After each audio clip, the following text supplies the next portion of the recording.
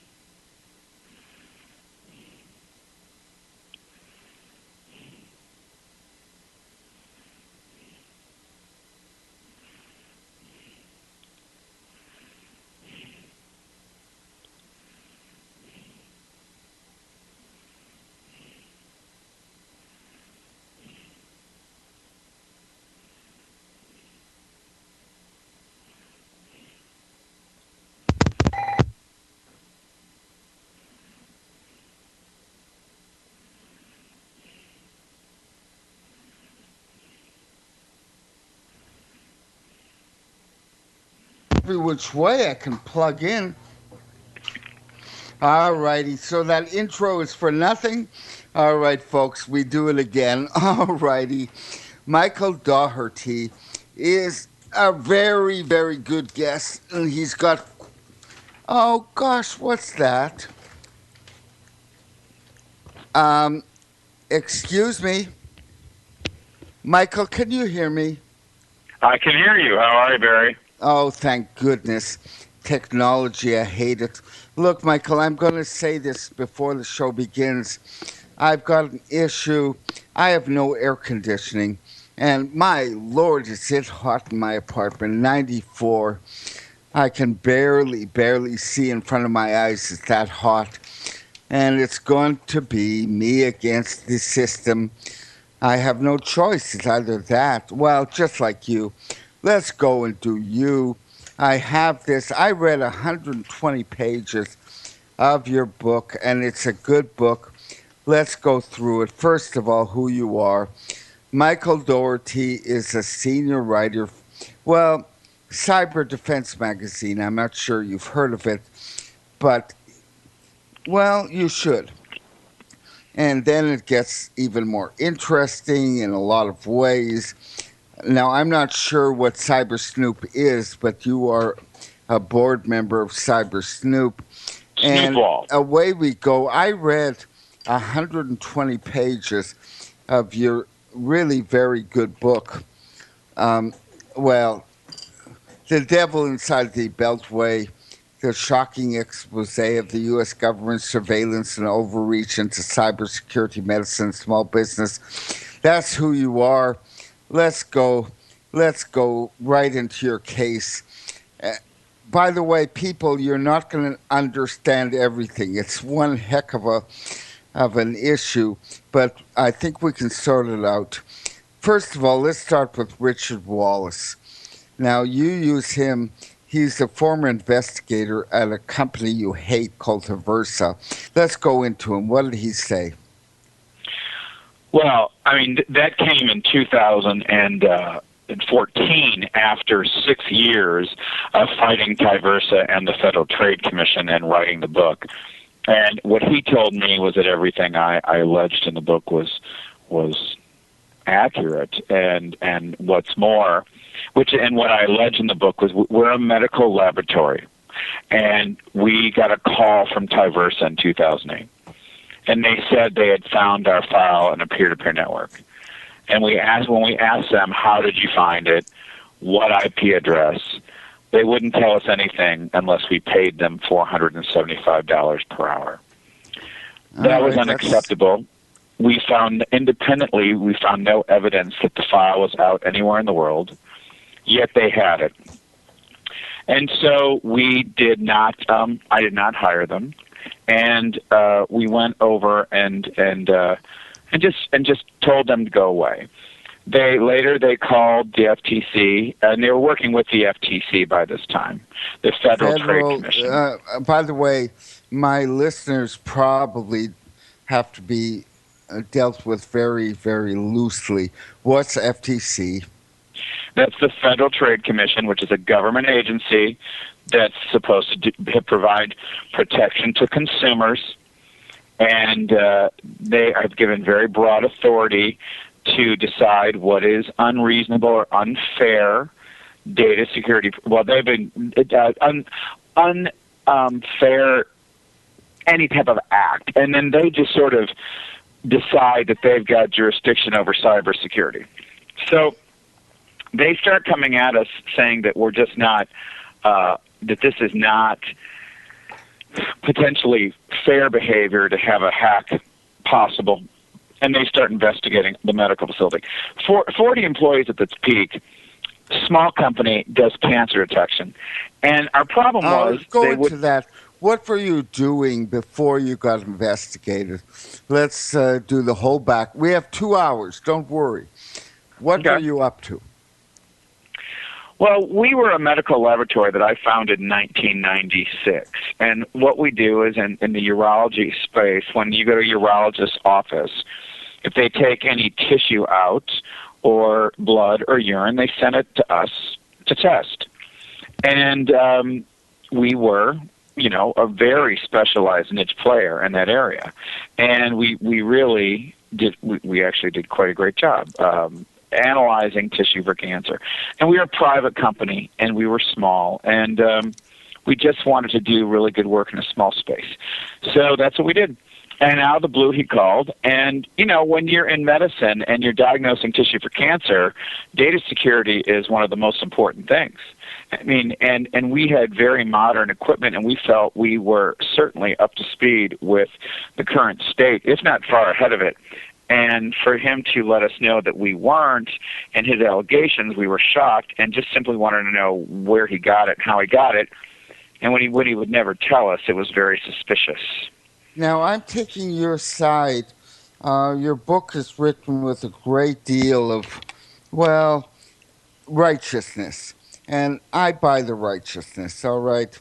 That's how I thought you were righteous and you were right. But we have to go through this. You're being, not sued exactly, but attacked. Now, what you've got to say is that Wallace, who worked for Taversa, said they made up fake data breaches. Now, go into that long term. All right, what is a fake data breach, and why would you do it? But I just want your readers to understand that this was... I had to fight the government for several years, costing us a bunch of money, millions of dollars. We lost the company. People lost their job. And because the government was so overwhelming in their investigation tactics, these are government bureaucrats that are so sure they're right. And you don't even get a fair hearing. It's more like you're either going to roll and agree to what they say, or you're going to have World War III.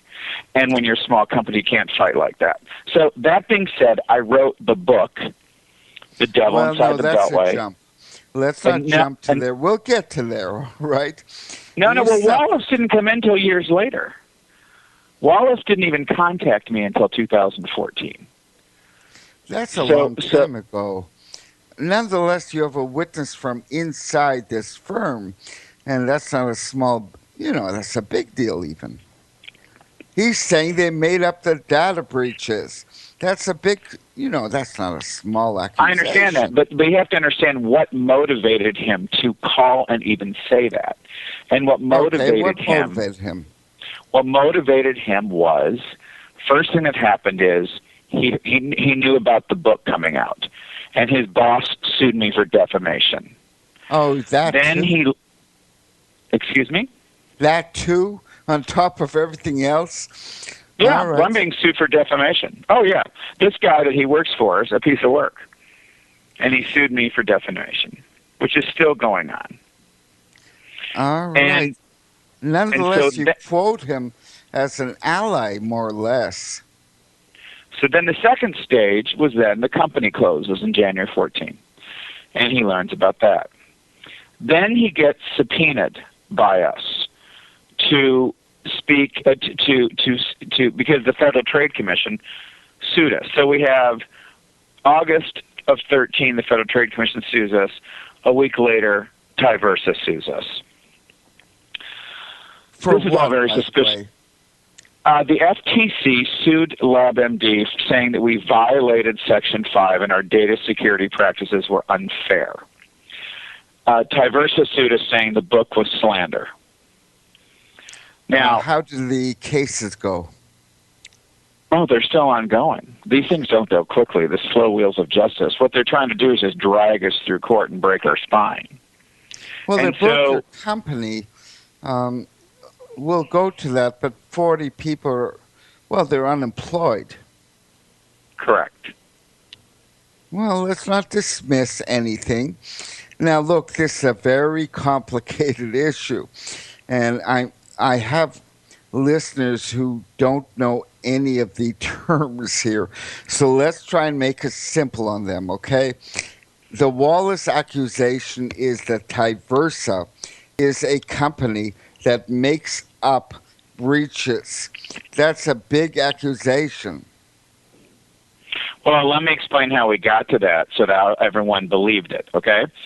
Sure. So strike 1, the book, strike 2, defamation, strike 3, the company closes, strike 4, we subpoena him, and he is told to lie. He testified last week that he was told by Bobbitt to lie to the government about what was going on.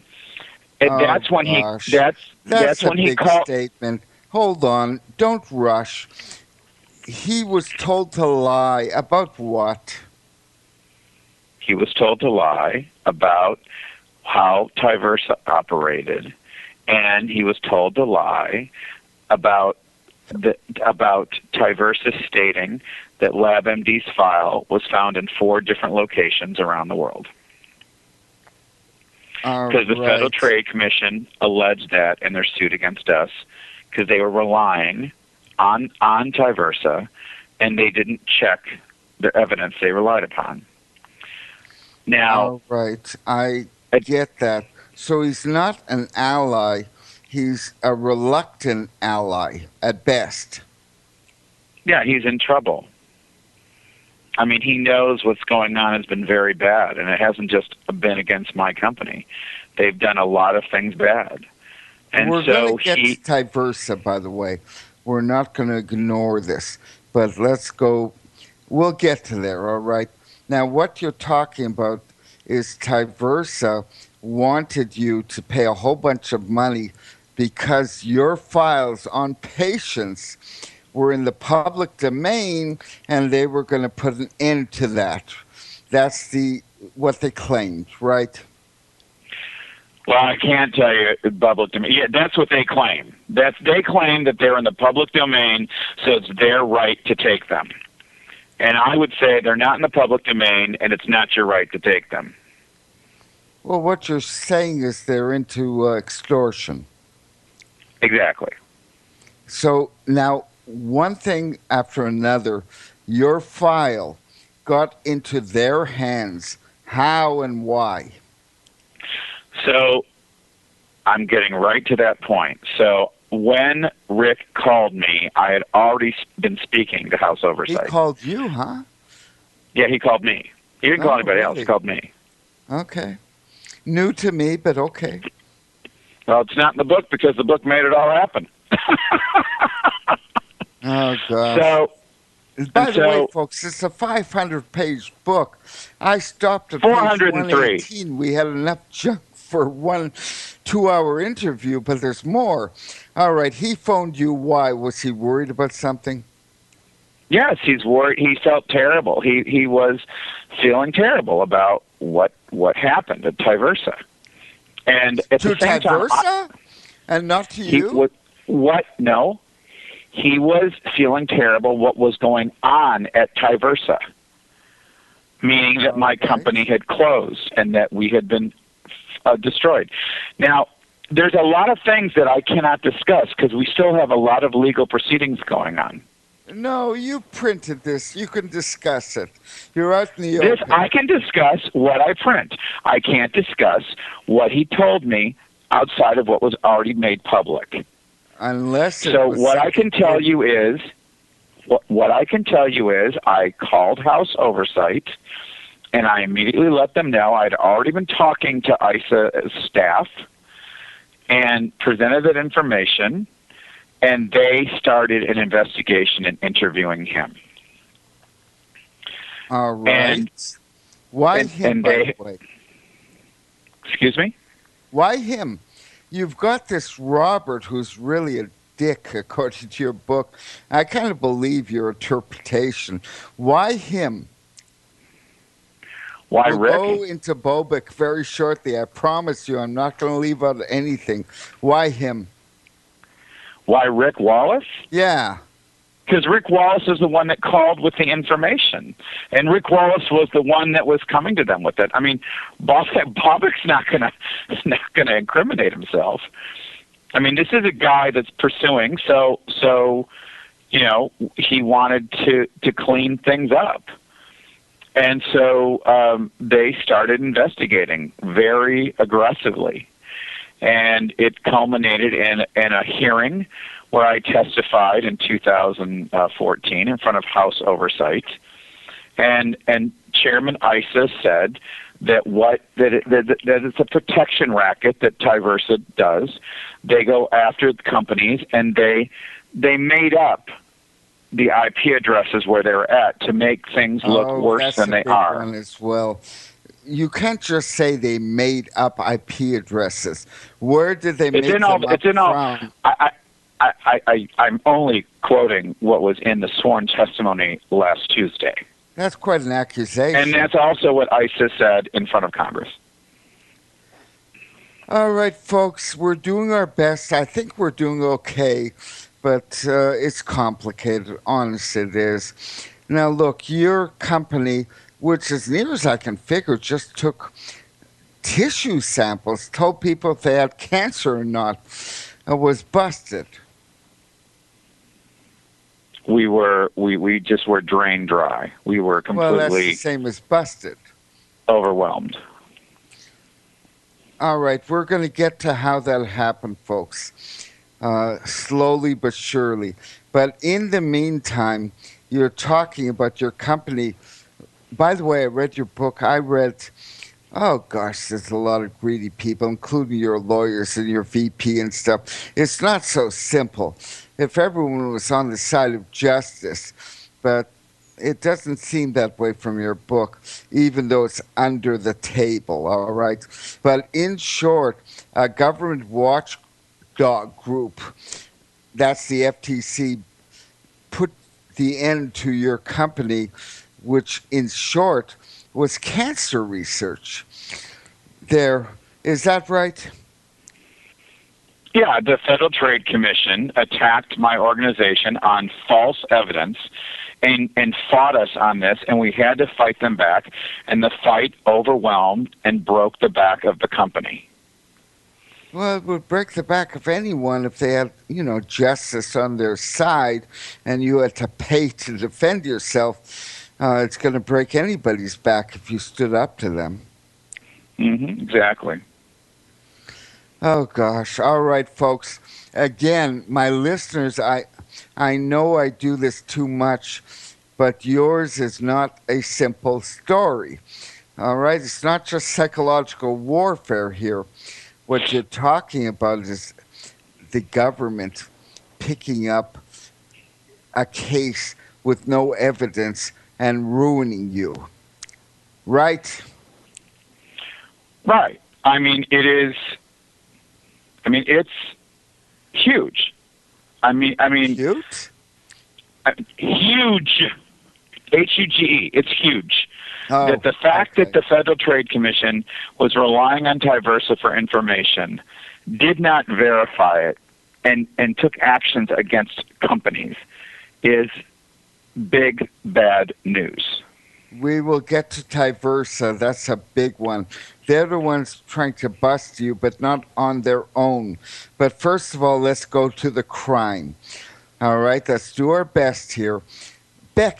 Rebecca wanted to hear the Bee Gees, so she plugged into a file sharing network that your billing information went out on this file sharing network. Explain. All right. When you put LimeWire on your workstation, it allows a folder on your workstation to be shared with anyone that wants to come and look when your computer's on. Congress had investigated that software, as had U.S. Patent and Trade, and they said that software induces people to share things they don't know they're sharing. So first of all, she did not install that software. It was on before she got the company. We don't know how it got there. But she did use it to listen to... That's a big point. You're saying it... Look, the way I read it is she did install the software. She did not install it. Oh, how did it get there then? We don't know. That's one question that we've never been able to figure out, because the stub installer date of installation is before she ever even joined the company. Oh, gosh. But she did use it. She just thought she was listening to music, even though that was against company policy. Well, you get bored at work and you want to hear the Bee Gees. Exactly, right? And you don't think, you might think you're breaking a rule, but you don't think you're making patient information vulnerable. So there was all sorts of congressional hearings and governmental work on this issue, because people all over the government were sharing files they didn't know they were sharing, and it was a problem. And the government went after LimeWire eventually because they said that software was meant to fool the user. And she did not know she had that billing file in there. Now, Tyversa's on the other side there in the world, and they're looking at workstations all over. They put a press release out that they were monitoring 4.5 million workstations. Wait. And 4.5 million? You have 9,000. Where does No. We have 9,000 files. I'm talking about workstations, computers. All right, so that's 4.5 people not involved in your company. No, Tyversa said they were monitoring 4.5 million computers. No. All right. Obviously, you don't have 4.5 million workstations, so... No, Tyversa was, not me. Tyversa put a press release out saying they were monitoring 4.5 million workstations around the world, that they could search at 1.2 billion searches per day, and that they had downloaded 14 million files. Oh, so they're into blackmail. One of those files came from this computer, and they went in and took it from our workstation, and then they called us. So they found the goods to blackmail you. Right. All righty. Folks, okay, by the way, I'm not overstretching here. This is just the start. Wait till you see the next part of the show. But right now, Tyversa found the records of your 9,000 patients, decided that you were leaking them to the public, and busted you. And they said they would solve it if you just paid them $40,000. Correct. All right. I read so well. What do we do with this? So after that, we didn't believe it, because I had my own IT people looking, and we couldn't find the phone. I hate to do this. Listen, you're a great guest, but we have to do commercials. All right. And take 3 minutes, relax. I don't know what you do in the 3 minutes, but you have 3. When we come back, I'm going to plug me, you'll plug you, and away we go with a very, very complicated story, which, by the way, I spent a lot of time in the terrible heat getting straight.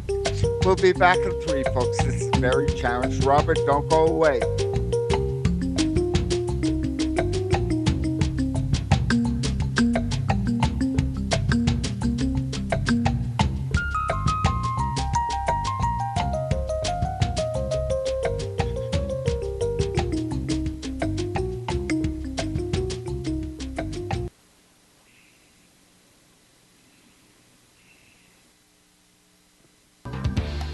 Hear it first on FirstAmendmentRadio.com and FirstAmendmentRadio.net.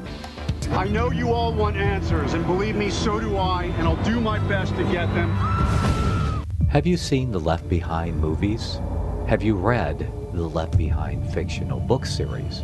Not everyone believes Left Behind is true prophecy. Some may even regard as conspiratorial the mainstream re-release of the Left Behind movie with actor Nicolas Cage portraying the main character as an attempt to further reinforce in the minds of all this perception of false prophecy in order to condition the masses for the play about to begin.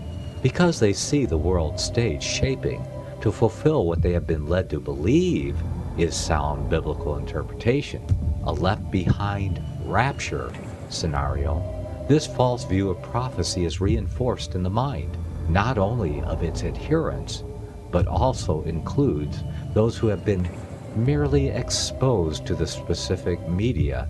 Is it possible that false prophecy can be fulfilled? The rapture theories have always been in dispute. Pre-trib, mid-trib, and post-trib disputes have risen up in exclusively evangelical circles of recent history, so that when true believers don't suddenly disappear, this element will easily go by the wayside when all see a new Jewish temple begin to be built. Will this be part of the great delusion that will come upon the whole earth?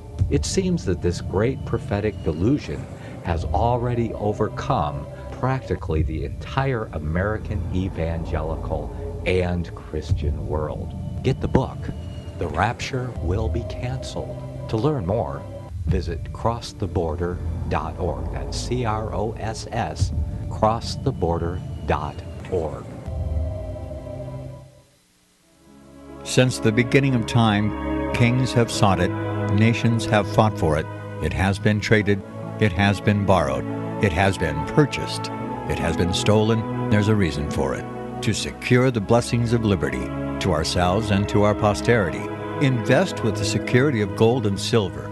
Call Discount Gold and Silver Trading at 1-800-375-4188 or visit discountgoldandsilvertrading.net. Listen to Financial Survival with your host, Melody Cedarstrom, right here on FirstAmendmentRadio.com at 4 p.m. Eastern or 1 p.m. Pacific Time.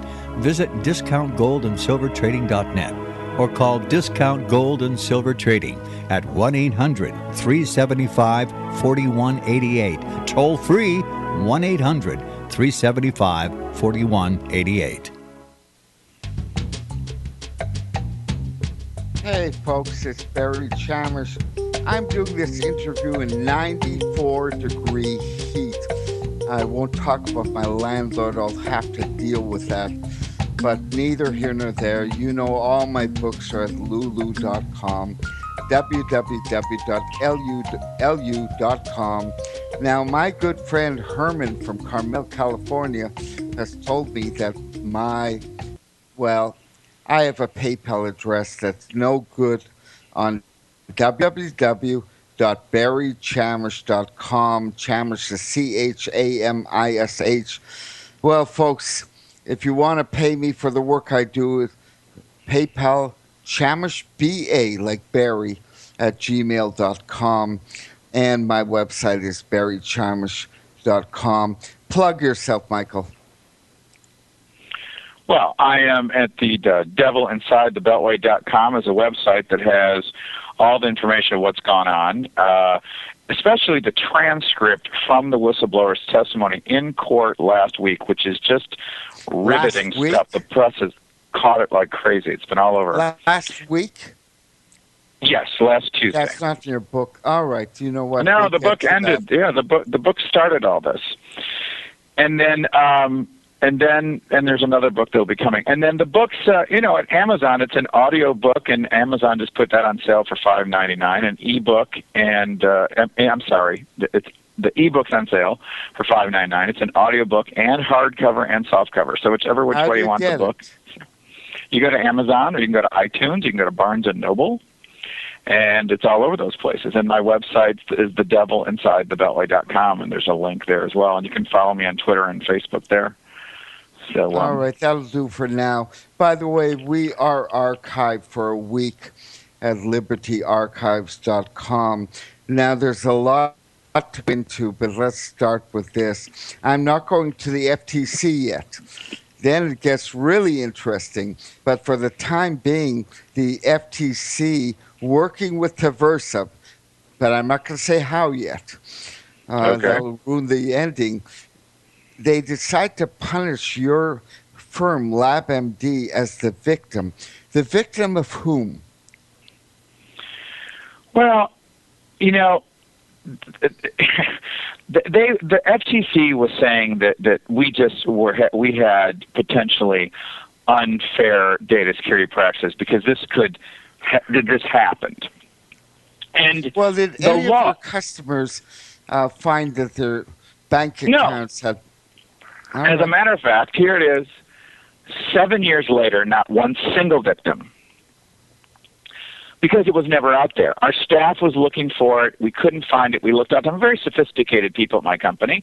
You know, we're a technology solution in our laboratory. I had 4 people working there at outside companies. We were, doctors and technologists. This is not a bunch of dimwits. And they looked and could not find it. We did not, but we believed that he came in and took it, and that was it. And I started doing my homework on what the heck was going on, because the Federal Trade Commission called us and started asking a bunch of questions, sent us 11 pages single-spaced in January of 2010, wanting to know what is going on. And we had, you bring lawyers in on this stuff, and it sideswipes your company, and it costs a fortune, and you're answering these questions. And then the government, the FTC, was really annoying because we were answering those questions very clearly, and they kept saying we didn't answer the questions correctly. So they wanted us to fly up. They want us to fly up to D.C. I have that. Don't be too quick. This is not a simple story. Look, what you're saying is the government's modus operandi was, lack of facts that could destroy innocent small businesses. That's what you're saying, right? That's right. They want you to roll over so they can show everybody else what you should do, and they want people to be intimidated of what will happen to them if you don't have good data security practices. So they like to use power and fear. All right. We will now slowly get to Taversa. Now, this is a company I'm not aware of, but apparently they have tremendous power to snitch on you to the FCC, Federal Trade Commission. All right, let's go through this. And remember, people don't know your story. Right. They reported you to the FCC. How right. come? Let me talk about the FTC. Right. So the FTC starts calling us, and we have to start answering all these questions. And Taversa, I find out, has been working with Dartmouth University and Homeland Security on a study. That's the Wired article. That's in my notes. It's all in my notes. But let's not confuse our listener. We'll get there, I promise you. Taversa wants to bust you. If you don't pay $40,000 plus, they will report you.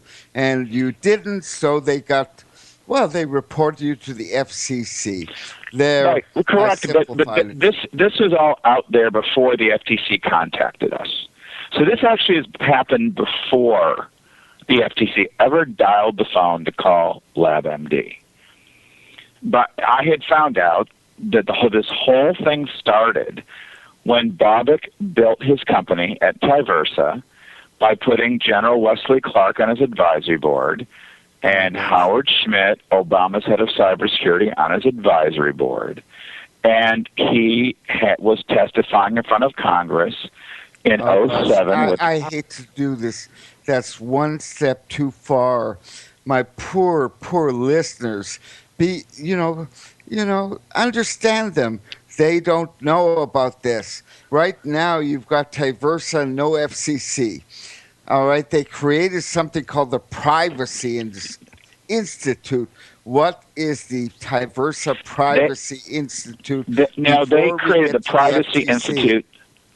They created the Privacy Institute later with the FTC because after that hearing, the Federal Trade Commission called Tyversa and said they wanted the files that they had on companies that could have been leaking them.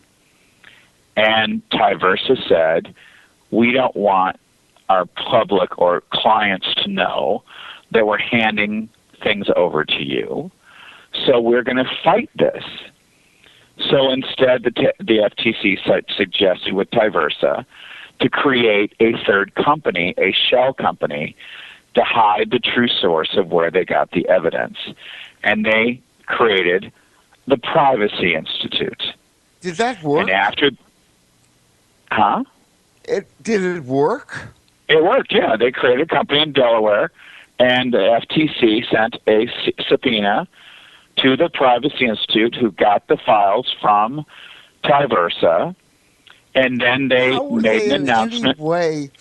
In any way defamed or in any way distrusted by LabMD? Why were they your enemies suddenly? Well, it wasn't just me. I'm the only one that fought back. This is not personal against LabMD.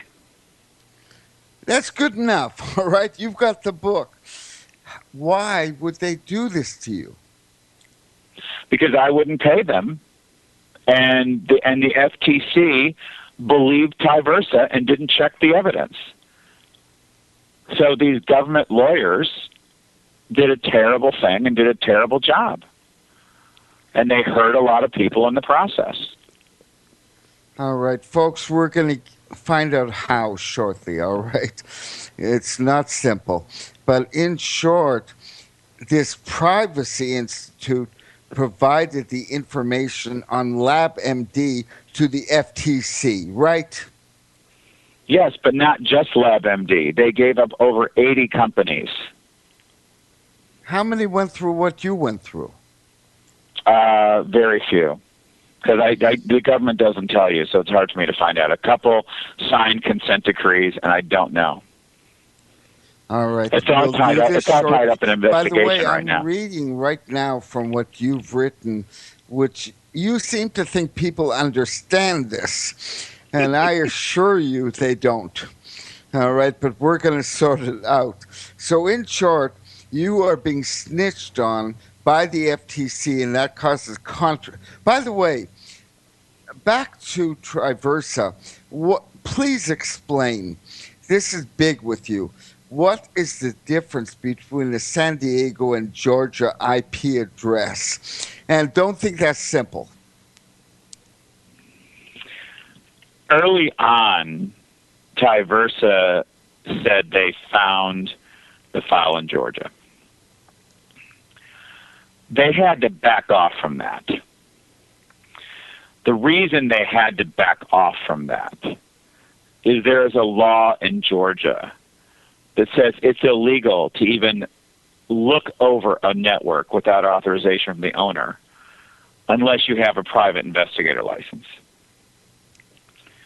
All right. So when we were sued and Bobbitt was deposed, he came out of nowhere changing his story, saying, no, we didn't get it in Georgia, we got it in San Diego. All right. Now, I believe that to be a complete lie at the time. I was like, what's the relevance of that? The relevance is, if the file is only on our computer and it's nowhere else in the world, it's not been breached. And if they are the only people that came in, and they came in working with the government to take it in Georgia, which is the only place it was, that's violating Georgia law. It also means it's not a breach, nor is it as severe a situation as they're alleging. Well, what was this IP address in San Diego? They made it up. It was a lie. Oh, gosh. Okay, folks, I'm doing my which is best. what Rick Why would they testified make to up last an week. IP address? Is that legal? Because, well, it's not legal. Because they want to make the problem look bigger than it is. Yeah. So that they can make money selling their services to search. So in short, now I'm not sure about San Diego and IP address, but they did have your file. No? Yeah, they got our file and they came inside our computer and took it. The whistleblower admitted that. And that would be the whistleblower. That would be Rick Wallace. Right. Believe me when I say this, Robert. I'm doing this logically for a reason. This is not a simple story. You were busted by the FTC, but there's steps to this. Now, as for San Diego, you're saying they made up an IP address where they say they got your file. Correct. Thank you. All right, let's go on. You don't give me any credit for understanding you. This is not simple. Now, look, Taversa is who is trying to get 40 grand of you. You said no. They found your file. The file came from an IP address in San Diego. You said it's made up. All right, how'd they get your file? They came into the computer in Georgia, and they took it. So are they the only ones who could? They're the only ones that did. Well, besides, was it open knowledge? No.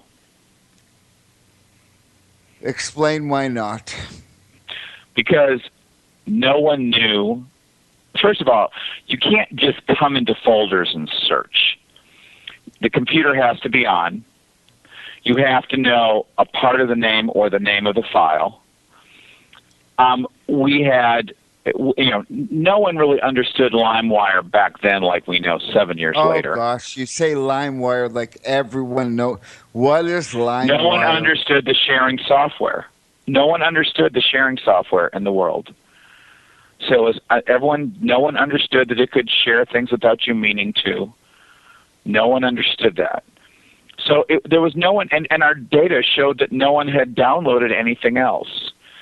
So it was just this hacker coming in through a weakness that took it. And that's all that made sense. And the reason that's all that made sense. Let's not get lost here. And he opened his mouth. We don't know why yet, but this Richard Wallace did open his mouth. And it's kind of relevant here. What, did he have guilt feelings? He couldn't sleep at night? Listen, we were coming at them. We were their lawsuits flying. We're coming at them. Sooner or later, forensic evidence is going to have to be presented, and the entire house is going to come down for them. All right, slow down. What forensic evidence, and what's the entire house? Let's do the broad picture now. Okay? The scheme of what Taversa does. That is the house. They don't do this just to LabMD. They do this a lot. And he knew it. Why did he know it? Because he was the one that did it at the direction of his boss. Did he quit? And he did not want to get in trouble. Why did he open his mouth? He asked for a request because for immunity. I just told you, he knew that in a matter of time they were going to be found out because I was pushing and would not stop because we didn't believe it to be true. And he felt terrible about what happened to a cancer center. Really? So there's a good guy in all this? I'm sorry? There's a good guy. He actually cared about cancer patients. That's he did actually. Rick cared a lot. All right. Folks, remember, Rick Wallace, and we're going to come up with names in the next hour that are going to confuse the heck out of you. But we have an ally on our side saying that this Traversa and the FTC, in short, extorted and broke down an honest company. That's what we're going to say, right? Correct. All righty. All righty. Now, look. We're also going to say that the government didn't verify what they got from the bad guys. If they had just done their job. Who are the bad guys? I know they're Traversa, but the Federal Trade Commission. The Federal Trade Commission. There we go. Folks, we're going to go into the, well, there are characters involved, but right now, what you're claiming that the LabMD file directly contradicts the testimony of Traversa. Now explain this. In detail, by the way. Okay. During the depositions, Mr. Bobbick came in 2013 and for the first time mentioned San Diego. And he also mentioned 3 other locations. And I knew that was a lie because we couldn't find it anywhere. But of course, I had to be able to prove it. Right. And, you know, when Rick showed up on the scene later in 2014, he confirmed everything we believed, that they did make them up, they didn't exist. And what he said they did is they will come into a computer and they will take it. And they will put it in their database, and they'll change the database to make it look like it was found in many other places and somewhere else than where they really got it. Where did Traversa claim they really got it? They said they really got it in San Diego and 3 other locations, and that would upset the FTC. Because the FTC would then think that it had spread around the world. We didn't believe it spread around the world. We believe that they were just saying that. So now, again, if you went looking for this IP address, would it show up? No, that's what I was explaining. So they made these IP addresses up, and IP addresses expire over a couple years, and they would intentionally use IP addresses that they knew belonged to identity thieves or hackers or child pornographers, so that if anyone looked at the IP address, they knew it would be associated with a bad guy, and they'd believe that the file was out there. And this is how they fooled people. Who do they fool? Using a phony They fooled the government. They fooled the government because they told the government that our file was in places it was not. So the government thought that our file was all over the world. They fooled other customers they did this to. So the customers would be scared and hire them so Traversa would make money. And that's what they did, to create a problem so they could sell a solution and make money. All right, folks, that was a good explanation, by the way. Now, once again, I'm going back to the old claim that LabMD was the victim. Now you have to describe, before the next hour, and by the way, the next hour is your book, so be prepared. It's not a simple book. Who were you the victim of? Well, we're the victim of Traversa's lying. That's one. That's obvious. All right. And we're the victim of the Federal Trade Commission. There we go. We're the victim of the Federal Trade Commission.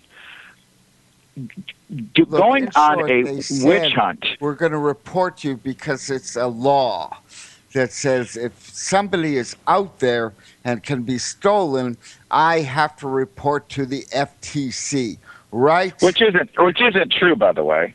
And but that's what they say. But the Federal Trade Commission just was trying to get the Federal Trade Commission was trying to regulate cybersecurity law, and they wanted to show examples of companies that weren't doing it correctly.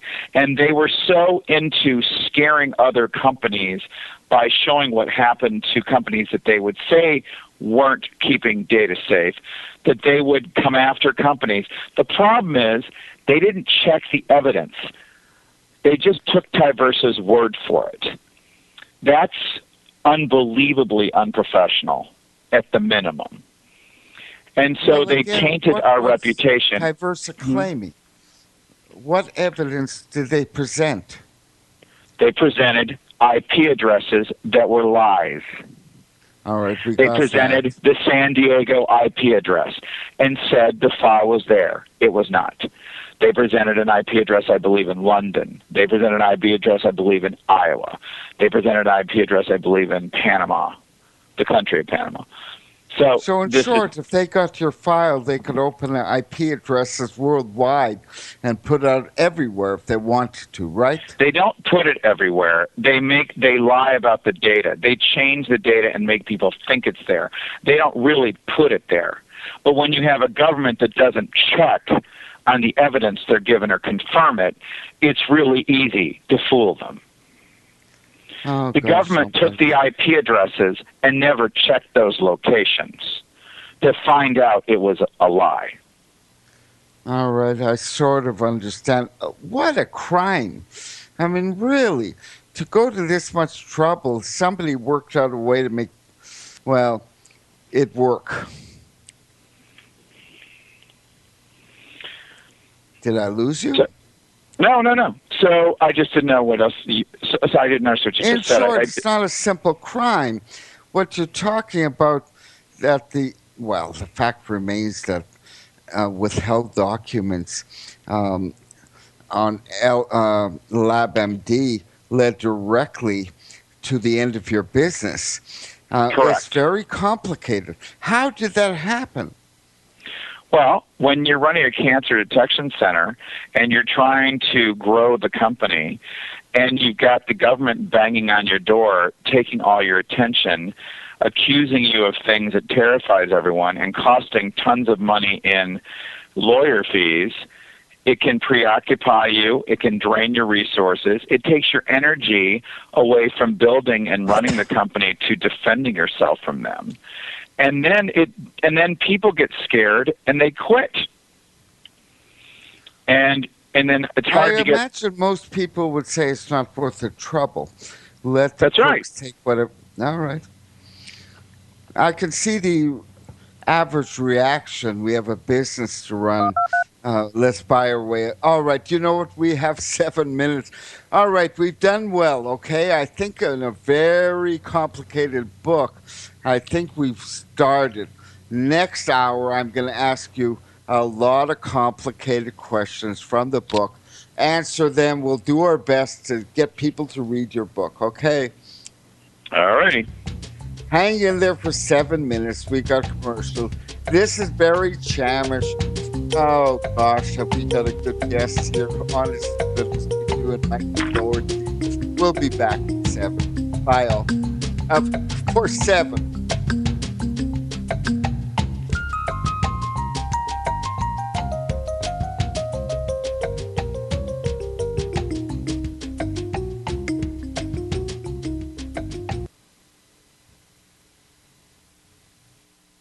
Gold and silver is tremendously undervalued. Global demand vastly exceeds mine supply by more than 60% annually. There is little in the financial world more certain than a coming explosion in the prices of gold and silver. The U.S. dollar continues to lose value and respect as the world's reserve currency. Our nation faces challenges on many fronts, and a day doesn't pass without another economist bringing forth warnings of impending economic calamity. There has never been a better time than right now to acquire physical gold and silver. Discount Gold and Silver Trading was founded on the principles of truth and honesty. We believe in providing a quality product, quality service, and most importantly, competitive pricing. We provide all forms of precious metals, including American gold, silver, platinum, and rare investment and circulated coins. Silver bars, rounds, and 90% silver bags are on hand for the silver investor. Gold self-directed IRAs are available. Call Discount Gold and Silver Trading at 1-800-375-4188. Toll free, that's 1-800-375-4188.